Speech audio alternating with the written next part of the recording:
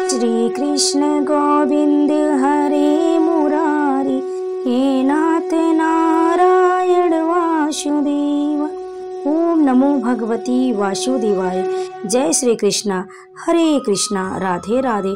भक्तों, आप सभी का हमारे चैनल में स्वागत है। आज हम सुनेंगे श्रीमद् भागवत गीता का 11वां अध्याय, जिसमें श्री कृष्ण के विराट रूप का वर्णन किया गया है। इसे आप ध्यान पूर्वक पूरा सुने। अर्जुन ने कहा, आपने जिन अत्यंत गुह्य आध्यात्मिक विषयों का मुझे उपदेश दिया है, उसे सुनकर अब मेरा मोह दूर हो गया है। हे कमल नयन, मैंने आपसे प्रत्येक जीव की उत्पत्ति तथा लय के विषय में विस्तार से सुना है और आपकी अच्छे महिमा का अनुभव किया। हे पुरुषोत्तम, हे परमेश्वर, यद्यपि आपको मैं अपने समक्ष आपके द्वारा वर्णित आपके वास्तविक रूप में देख रहा हूँ, किंतु मैं यह देखने का इच्छुक हूँ कि आप इस दृश्य जगत में किस प्रकार प्रविष्ट हुए हैं। मैं आपके उसी रूप का दर्शन करना चाहता हूँ। हे प्रभु, हे योगेश्वर, यदि आप सोचते हैं कि मैं आपके विश्व रूप को देखने में समर्थ हो सकता हूँ, तो कृपा करके मुझे अपना असीम विश्व रूप दिखलाइए। भगवान ने कहा, हे अर्जुन, हे पार्थ, अब तुम मेरे ईश्वर को सैकड़ों हजारों प्रकार की देवी तथा विविध रंगों वाले रूपों को देखो। हे भारत, लो तुम आदित्यों, वसुओं, रुद्रों, अश्विनी कुमारों तथा अन्य देवताओं के विभिन्न रूपों को यहाँ देखो। तुम ऐसे अनेक आश्चर्यमय रूपों को देखो जिन्हें पहले किसी ने न तो कभी देखा है और ना ही सुना है। हे अर्जुन, तुम जो भी देखना चाहो उसे तत्क्षण मेरे इस शरीर में देखो। तुम इस समय तथा भविष्य में भी जो भी देखना चाहते हो उसे यह विश्व रूप दिखाने वाला है। यहाँ एक ही स्थान पर चर अचर सब कुछ है, किंतु तुम मुझे अपनी इन आँखों से नहीं देख सकते, अतः मैं तुम्हें दिव्य आँखें दे रहा हूँ। अब मेरे योग ऐश्वर्य को देखो। संजय ने कहा, हे राजन, इस प्रकार कहकर महायोगेश्वर भगवान ने अर्जुन को अपना विश्व रूप दिखलाया। अर्जुन ने उस विश्व रूप में असंख्य मुख, असंख्य नेत्र तथा असंख्य आश्चर्यमय दृश्य देखे। यह रूप अनेक देवी आभूषणों से अलंकृत था और अनेक देवी हथियार उठाए हुए था और दैवी मालाएं तथा वस्त्र धारण किए था और उस पर अनेक दिव्य सुगंधियां लगी थी। सब कुछ आश्चर्यमय, तेजमय, असीम तथा सर्वत्र व्याप्त था। यह आकाश में हजारों सूर्य एक साथ उदय थे और उनका प्रकाश शायद परम पुरुष के इस विश्व रूप की तेज की समता न कर सके। उस समय अर्जुन भगवान के विश्व रूप में एक ही स्थान पर स्थित हजारों भागों में विभक्त ब्राह्मण के अनंत अंशों को देखा। तब मोहग्रस्त एवं आश्चर्यचकित रोमांचित हुई अर्जुन ने प्रणाम करने के लिए मस्तक झुकाया और वह हाथ जोड़कर भगवान से प्रार्थना करने लगा।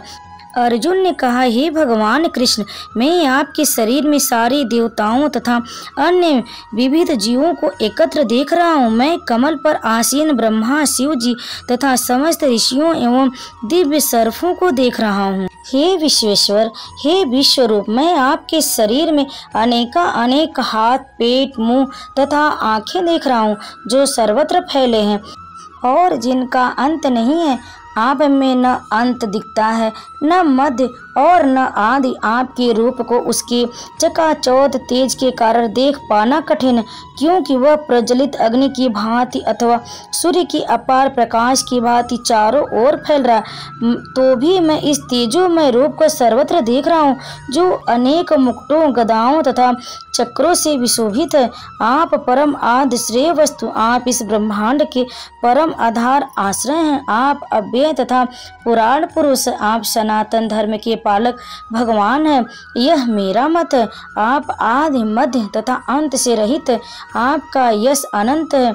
आपकी असंख्य भुजाएं और सूर्य तथा चंद्रमा आपकी आँखें हैं।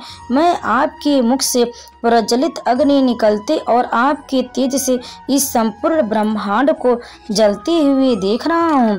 देवों का सारा समूह आपकी शरण ले रहा है और आप में प्रवेश कर रहा है। उनमें से कुछ अत्यंत भयभीत होकर हाथ जोड़े आपकी प्रार्थना कर रहे हैं। महर्षियों तथा सिद्धों के समूह कल्याण हो कहकर वैदिक स्तोत्रों का पाठ करते हुए आपकी स्तुति कर रहे हैं। शिव के विविध रूप आदित्यगण, वसु, साध्य, विश्वदेव दोनों, अश्विन कुमार, मरुदगण, पितृगण, गंधर्व, यक्ष, असुर तथा सिद्ध देव सभी आपको आश्चर्यपूर्वक देख रहे हैं। ये महाभाव, आपके इस अनेक मुख, नेत्र, बाहु, जंघा, पांव, पैर तथा भयानक दांतों वाले विराट रूप को देखकर देवतागण सहित सभी लोग अत्यंत विचलित हैं और उन्हीं की तरह मैं भी हूँ। हे सर्वव्यापी विष्णु, नाना ज्योतिर्मय रंगों से युक्त आपको आकाश का स्पर्श करते, मुख फैलाए तथा बड़ी बड़ी चमकती आंखें निकाले देखकर भय से मेरा मन विचलित है। मैं न तो धैर्य धारण कर पा रहा हूँ, न मानसिक संतुलन ही पा रहा हूँ। हे देवेश, हे जगत निवास, आप मुझ पर प्रसन्न हो। मैं इस प्रकार से आपके प्रलय अग्नि स्वरूप मुखों को तथा विकराल दांतों को देखकर अपना संतुलन नहीं रख पा रहा। मैं सब ओर से मोहग्रस्त हो रहा हूँ।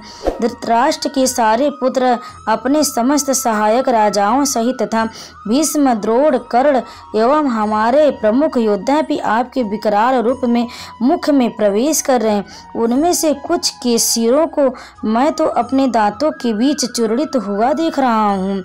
जिस प्रकार नदियाँ की अनेक तरंगे समुद्र में प्रवेश करती हैं, उसी प्रकार ये समस्त महान योद्धा भी आपके प्रज्वलित मुखों में प्रवेश कर रहे हैं। मैं समस्त लोगों को पूर्ण वेग से आपके मुख में उसी प्रकार प्रविष्ट होते देख रहा हूँ, जिस प्रकार पतंगे अपने विनाश के लिए प्रज्वलित अग्नि में कूद पड़ते हैं। हे विष्णु, मैं देखता हूँ कि आप अपने प्रज्वलित मुखों से सभी दिशाओं के लोगों को निगले जा रहे हैं। आप सारे ब्रह्मांड को अपने तेज से आपूरित करके अपनी विकराल झुलसाती किरणें सहित प्रकट हो रहे हैं। हे देवेश, कृपा करके मुझे बतलाइए कि इतने उग्र रूप में आप कौन हैं। मैं आपको नमस्कार करता हूँ, कृपया करके मुझ पर प्रसन्न हो। आप आदि भगवान हैं। मैं आपको जानना चाहता हूँ, क्योंकि मैं नहीं जान पा रहा हूँ कि आपका प्रयोजन क्या। भगवान ने कहा, समस्त जगतों को विनष्ट करने वाला काल मैं हूँ और मैं यहाँ समस्त लोगों का विनाश करने के लिए आया हूँ। तुम्हारे पांडवों के सिवा दोनों पक्षों के सारे योद्धा मारे जाएंगे, अतः उठो, लड़ने के लिए तैयार हो और यश अर्जित करो। अपने शत्रुओं को जीतकर संपन्न राज का भोग करो। यह सब मेरे द्वारा पहले ही मारे जा चुके, और हे सर्वसाक्षी, तुम तो युद्ध के केवल निमित्त मात्र हो सकते हो। द्रोण, भीष्म, जयद्रथ, कर्ण तथा अन्य महान योद्धा पहले ही मेरे द्वारा मारे जा चुके, अतः तुम उनका वध करो और तनिक भी विचलित ना हो। तुम केवल युद्ध करो, युद्ध में तुम अपने शत्रुओं को परास्त करोगे। संजय ने धृतराष्ट्र से कहा, हे राजा, भगवान के मुख से इन वचनों को सुनकर कांपते हुए अर्जुन ने हाथ जोड़कर उन्हें बारंबार नमस्कार किया। फिर उसने भयभीत होकर अवरुद्ध स्वर में श्री कृष्ण से इस प्रकार कहा। अर्जुन ने कहा, हे ऋषिकेश, आपके नाम के श्रवण से संसार हर्षित होता और सभी लोग आपके प्रति अनुरक्त होते। यद्यपि सिद्ध पुरुष आपको नमस्कार करते, किंतु असुरगण भयभीत और इधर उधर भाग रहे। यह ठीक ही हुआ है। हे महात्मा, आप ब्रह्मा से भी बढ़कर हैं। आप आदि सृष्टा हैं, तो फिर वे आपको सादा नमस्कार क्यों कर रहे हैं। हे अनंत, हे देवेश, हे जगत निवास, आप परम स्रोत, अक्षर, कारणों के कारण तथा इस भौतिक जगत से परे हैं। आप आदि देव, सनातन पुरुष तथा इस दृश्य जगत के परम आश्रय हैं।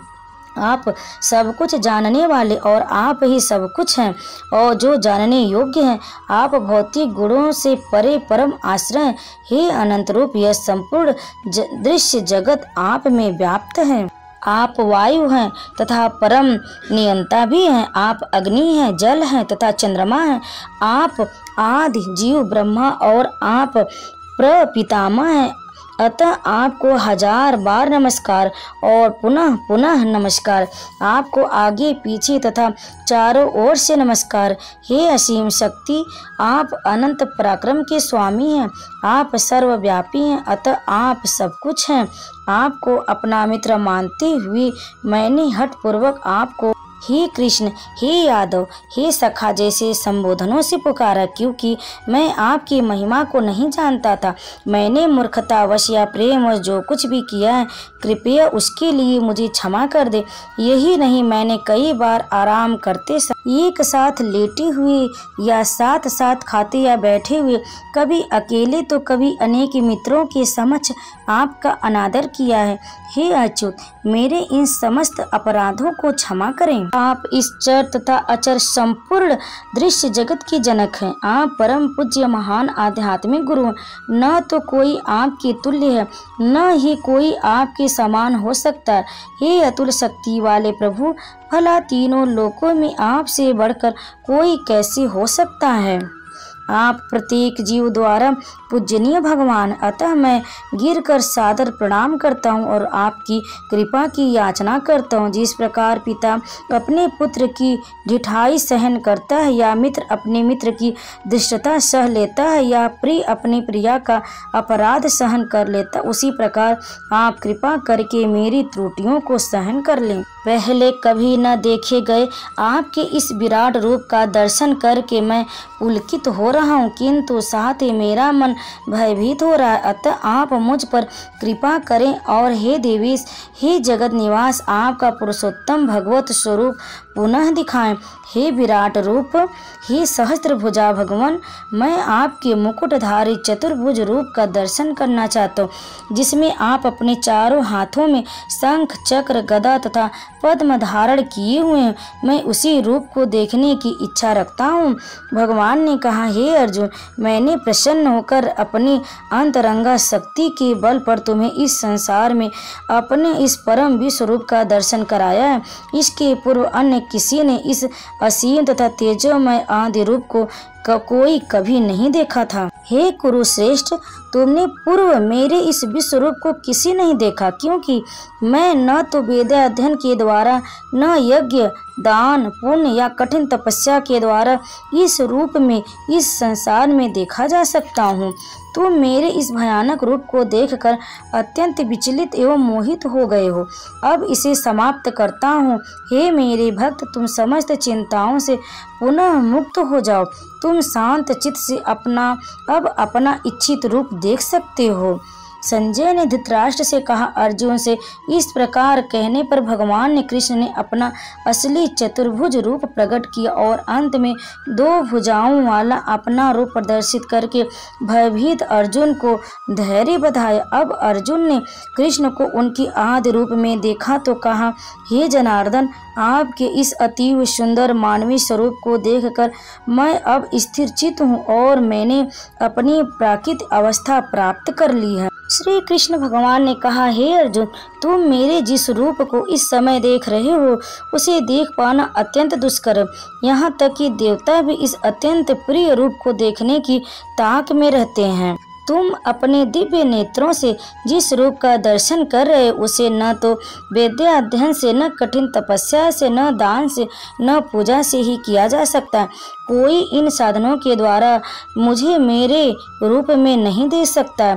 हे अर्जुन, केवल अनन्य भक्ति द्वारा मुझे उस रूप में समझा जा सकता है जिस रूप में मैं तुम्हारे समक्ष खड़ा हूँ, और इसी प्रकार मेरा साक्षात दर्शन भी किया जा सकता है। केवल इसी विधि से तुम मेरे ज्ञान के रहस्य को जान पा सकते हो। हे अर्जुन, जो व्यक्ति सकाम कर्मों तथा मनोधर्म के कल्पश से मुक्त होकर मेरी शुद्ध भक्ति में तत्पर रहता है, जो मेरे लिए ही कर्म करता है, जो मुझे ही जीवन लक्ष्य समझता है और जो प्रत्येक जीव से मैत्री भाव रखता है, वह निश्चय ही मुझे प्राप्त करता है। भक्तों, इस अध्याय का यही तात्पर्य है कि कृष्ण ने अपने क्षण भंगुर विश्व रूप के साथ साथ काल रूप को, जो सब कुछ भक्षण करने वाला है, और यहाँ तक कि चतुर्भुज विष्णु रूप को भी दिखलाया। इस तरह कृष्ण इन समस्त स्वरूपों की उद्गम ऐसा नहीं है कि वे आदि विश्व रूप या विष्णु की ही अभिव्यक्ति, वे समस्त रूपों की उद्गम है। विष्णु तो हजारों लाखों है, लेकिन भक्त के लिए कृष्ण का कोई अन्य रूप उतना महत्वपूर्ण नहीं जितना कि मूल दो भुजी श्याम सुंदर रूप। ब्रह्म संहिता में कहा गया है कि जो प्रेम या भक्ति भाव से कृष्ण के श्याम सुंदर रूप के प्रति आसक्त है, वे सदैव उन्हें अपने हृदय में देख सकते और कुछ भी नहीं देख सकते। अतः मनुष्य को समझ लेना चाहिए कि इस 11वें अध्याय का तात्पर्य यही है कि कृष्ण का रूप ही सर्वोपरि है एवं परम सार है। इस प्रकार श्रीमद् भागवत गीता के 11वें अध्याय श्री कृष्ण के विराट रूप का भक्ति वेदांत तात्पर्य पूर्ण हुआ। तो प्रेम से बोले श्री कृष्ण भगवान की जय।